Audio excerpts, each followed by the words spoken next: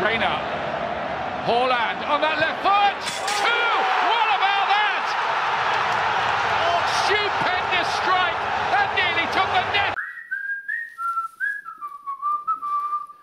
Don't worry.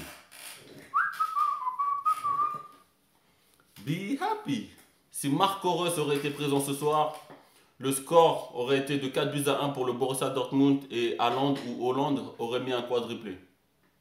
Aussi simple que ça. Bonsoir à tous, bienvenue sur Atsuito Sport. Ce soir, c'était le retour de la Champions League. Et on a eu droit à un beau match. Borussia Dortmund, Paris Saint-Germain. Défaite, 2-1 du Paris Saint-Germain. Est-ce une surprise? Pour certains, oui. Pour d'autres, non. Moi, je fais partie des autres. J'attendais pas un Paris Saint-Germain qui allait écraser son adversaire. Et j'ai même envie de dire qu'aujourd'hui, Paris s'en sort très bien. Cette équipe n'arrive pas à se mettre au niveau de la Ligue des Champions. Peu importe les joueurs qui composent cet effectif. Je ne sais pas pourquoi. Ils sont d'or en Ligue 1. Ils savent que la Ligue des Champions, c'est un autre niveau. Mais ils ne viennent pas avec l'intensité de la Ligue des Champions. Ils arrivent avec l'intensité de la Ligue 1. Avec leur coach qui décide de faire une surprise pour les huitièmes, tu joues avec une formation que toute ton équipe connaît. Jusqu'à là, la huitième finale de la Ligue des Champions, qu'est-ce que tu fais? Tu mets un nouveau truc du 5, 2, 3 ou je sais plus c'est quelle formation que tu as fait là. Bah normal que les mecs ils soient un peu perdus, que voilà, que les automatismes ne fonctionnent pas aussi bien qu'en Ligue 1 ou même pendant que tu mettais la formation qu'ils connaissaient. Bref. T'as chié là, mec. Ça fait 2 fois que tu fais ça. En plus, contre Manchester, t'avais fait pareil. Tu chiales. Tu crois que t'es sur FIFA 20. Genre, tu mets 2 pistons, genre qui fusent. En plus de Mbappé, Neymar et Di Maria. Genre, comme si eux, ils allaient pas assez vite. Toi, il faut que tu mettes des ailiers qui ramènent le surnombre dans la surface adverse. Ouais, bah, tu fais ça en Ligue 1, mon pote. Tu fais pas ça en Ligue des Champions. Le Borussia Dortmund aujourd'hui a littéralement mangé le Paris Saint-Germain. C'est tout. Witsel et Can, ils ont bouffé Gay et Verratti. Même si Verratti a récupéré pas mal de ballons, mais c'était pas suffisant. En défense, voilà, c'était kiff-kiff. Sauf que Paris a pris 2 buts.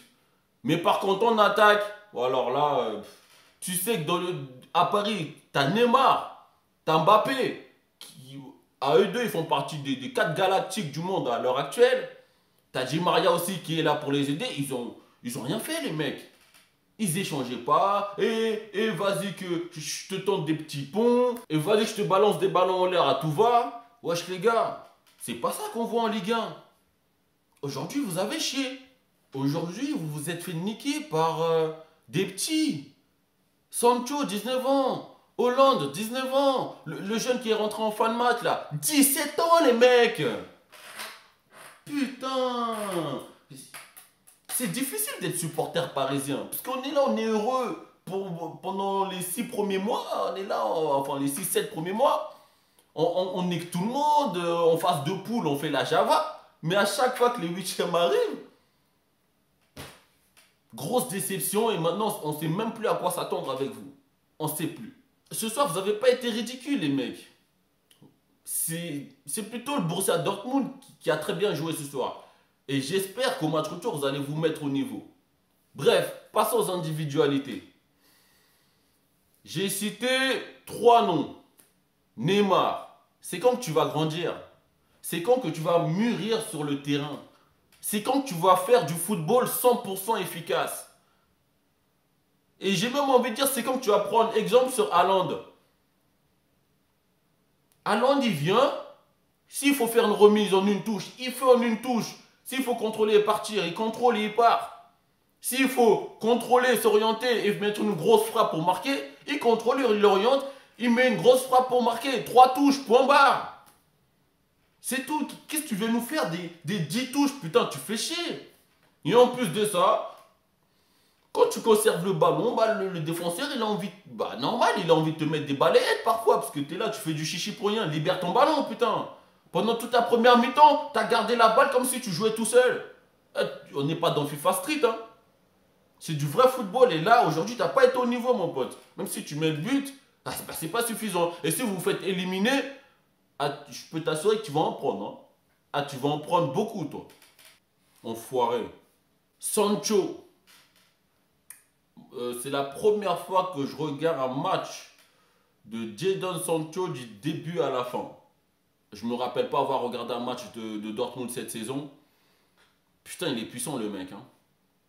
Et il est très puissant et il a une accélération. Putain, il peut te mettre 2-3 mètres dans la gueule en 2-3 secondes en fait. Et il a une marge de progression presque illimitée. Puisque là à cet âge-là, ce qu'il fait en ce moment, le mec, il suffit qu'il évolue avec un très grand joueur qui va lui apprendre c'est quoi du football total efficace.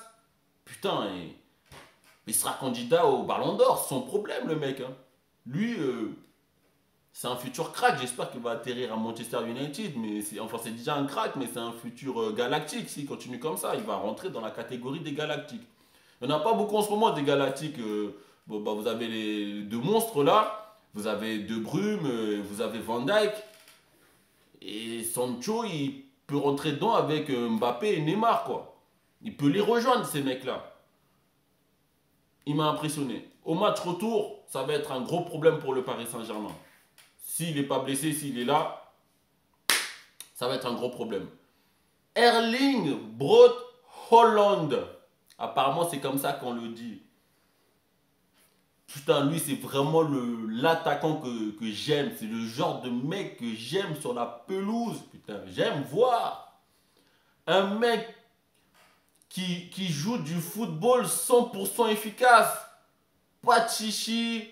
On tente pas un truc futile pour je ne sais quoi. Tout ce qu'il fait avec le ballon, c'est dans le but d'aller marquer, putain. C'est tout. S'il faut marquer en une touche, il marquera en une touche. S'il faut se battre pour que l'orteil touche en premier le ballon, il va se battre pour que l'orteil touche en premier le ballon et que ça rentre dans le but. Pas de chichi, le mec, c'est un tueur. Lui, il sera capable de faire comme Ronaldo et Messi, de vous mettre des 50 buts par saison sans problème. Hein.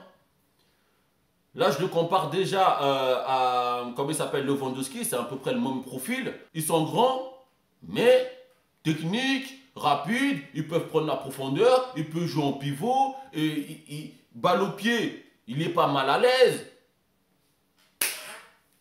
What else, j'ai envie de dire.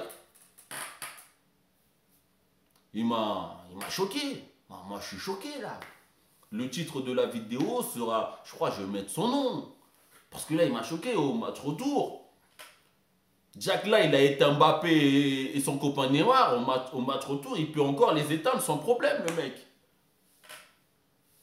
Je suis choqué. Bon. Ensuite, rapidement, Idrissa Gueye, totalement absent. Je ne l'ai pas vu du match. Pas de projection, pas de retour miracle.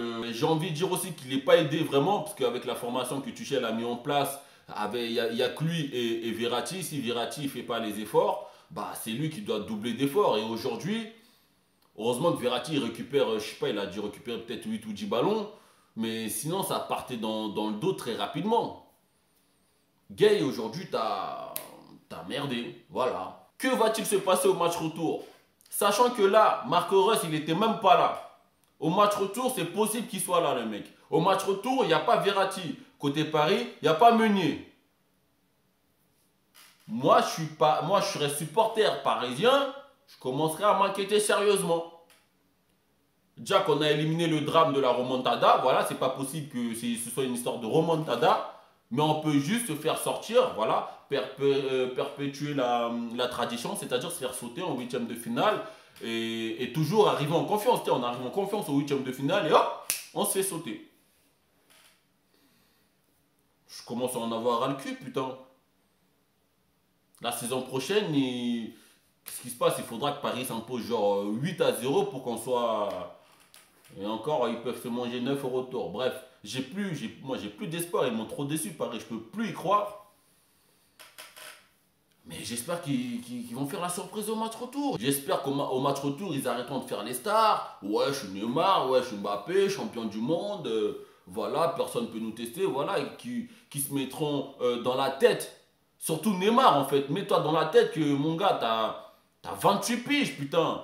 T'es à l'apogée de ta carrière. Tu dois tuer des équipes à toi seul. Tu dois les terminer comme le font Ronaldo, comme le font Messi à des moments où on les attend pas. Là, au match retour, tu claques un triplé et puis voilà, t'éteins tout le monde. Tu mets tout le monde d'accord. Et puis Ballon d'Or, Neymar pour la saison prochaine. C'est tout. Arrête un peu tes gris à la con là. Tu fatigues, putain. Tu m'as énervé ce soir. Bref, je finis ce débrief en mode frustré. J'espère qu'au match retour, vous allez me donner du plaisir et que je vais brûler de joie ce survêt du Borussia Dortmund. Voilà, c'est tout. Bon, j'en ai fini. Abonnez-vous et partagez à tous les fans de la Champions League et on se retrouve bientôt sur Atsuito Sport.